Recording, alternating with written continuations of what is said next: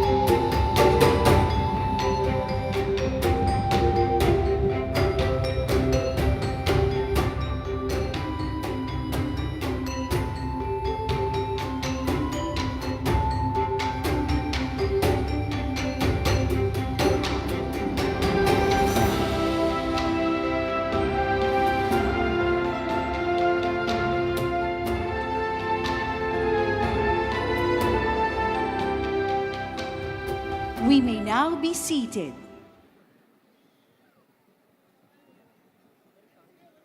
Good evening and welcome to the Tan-Ok ni Ilocano 2023, the Festival of Festivals. To begin our program, may we invite Governor Matthew Marcos Manotoc to give his welcome remarks.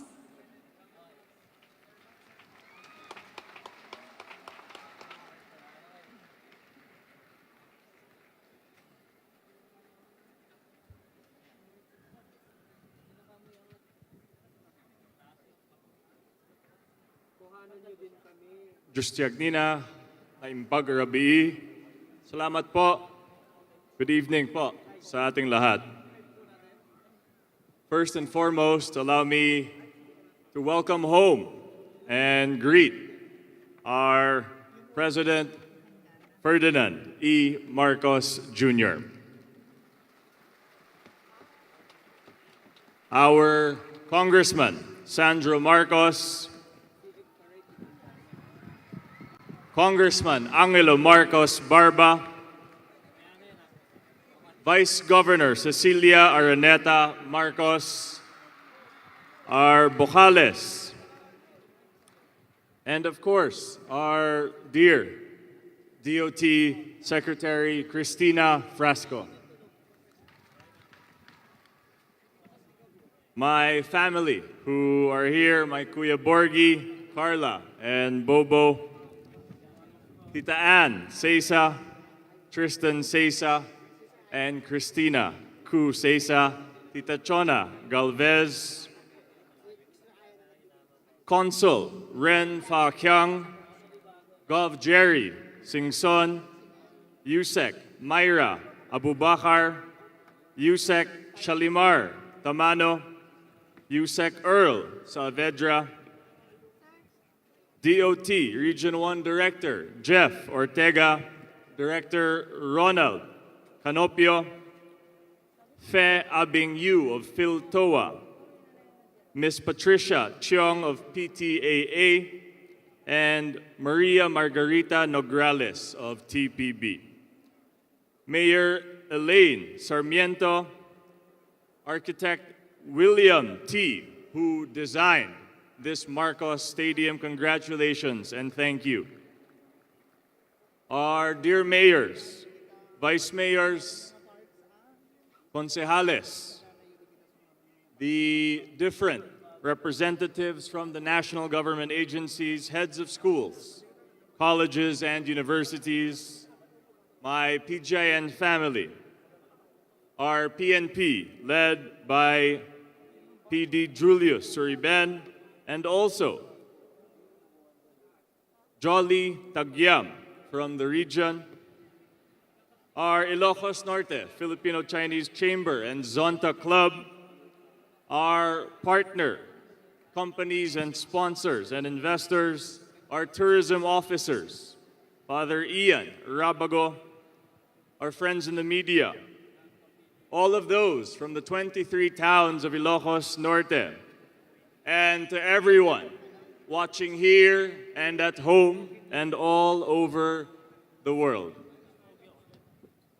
The establishment of this Ferdinand E. Marcos Memorial Stadium dates back to the American period. Its concrete bleachers were constructed in 1964 and has been the premier venue in the province for hosting regional sports meets and events at large. In 2019, then Governor and now Senator Amy Marcos led the groundbreaking of the Big Three infrastructure projects, including this Marcos Stadium.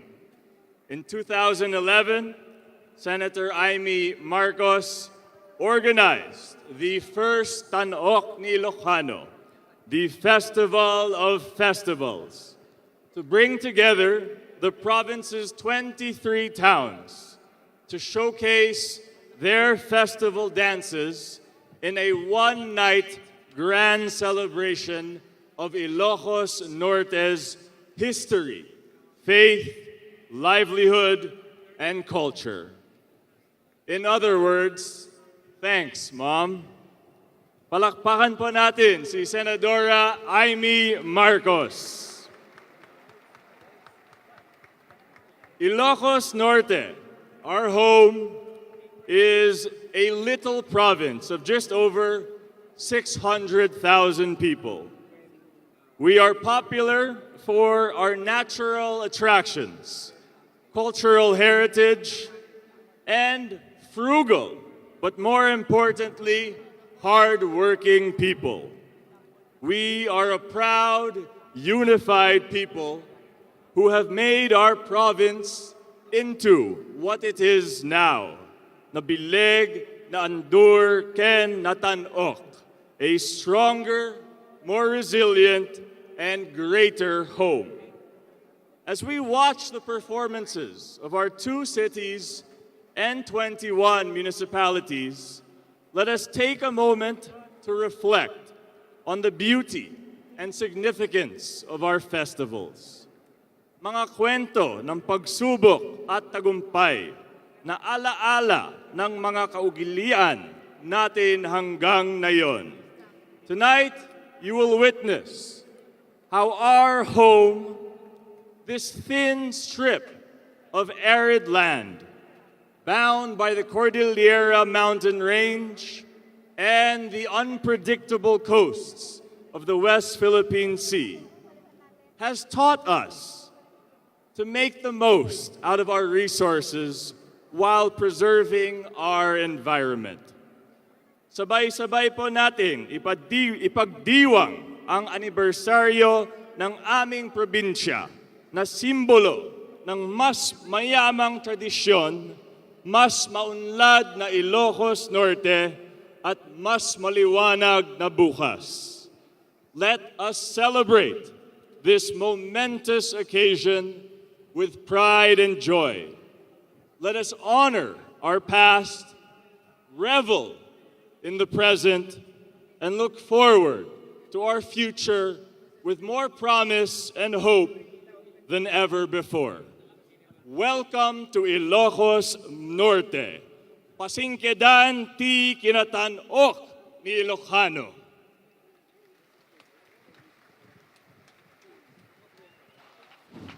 Thank you, Governor Manoto. At this juncture, may we invite Representative Ferdinand Alexander A. Marcos to introduce our guest of honor.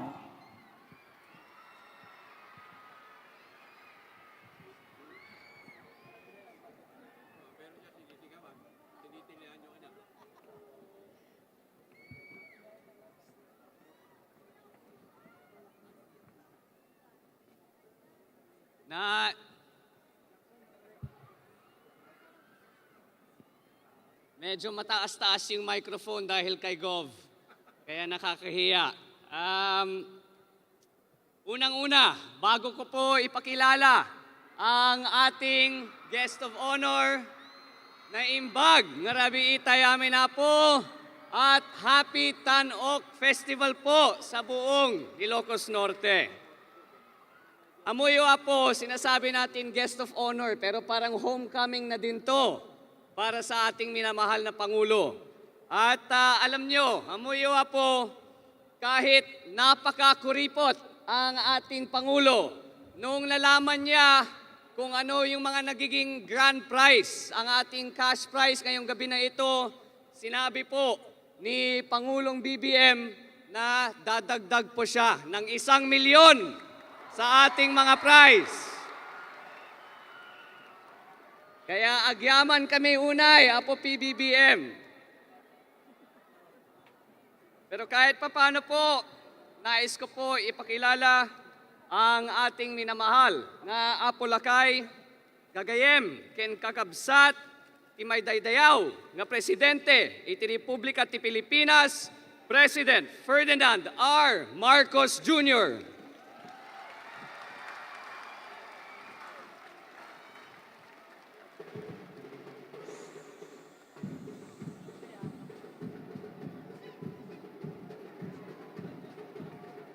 Maraming salamat. Thank you to the First District Congressman, Congressman Sandro Marcos for your kind introduction.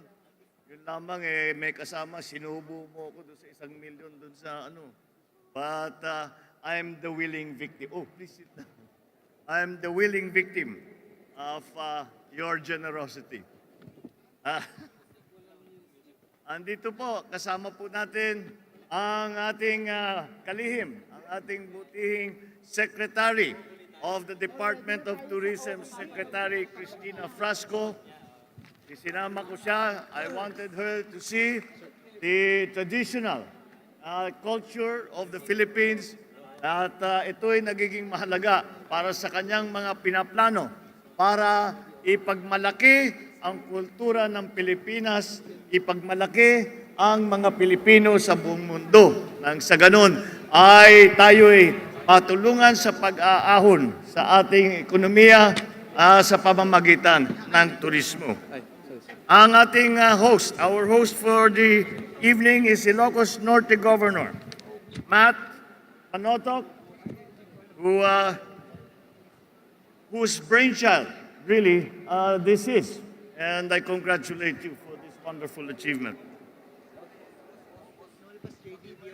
Ilocos Norte Vice Governor Cecilia Marcos, LMP President Jeffrey Sagid, ang aking mga kasamahan sa pamahalaan, mayores, vice-mayores, konsehales, ang aking minamahal na kababayan ay ayatik nga kailyak na imbag nga rabi amin.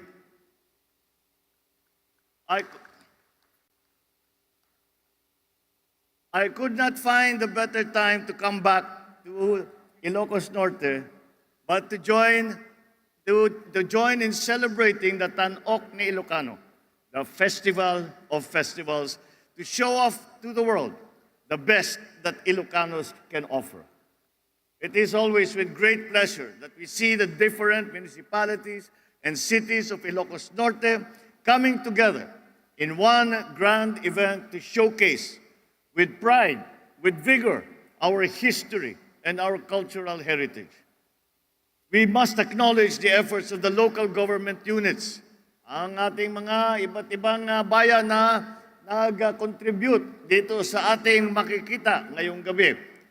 To the organizers, the event organizers, for bringing together the people, the visitors, and alike to partake in our abundance. In the past 3 years, we have been severely hit by the effects of the COVID-19 pandemic, forcing us to retreat into our homes to put our lives on hold. And yet, here we are today, holding our heads up high, ready to usher in a new era, not only for our province, but for the entire country as well.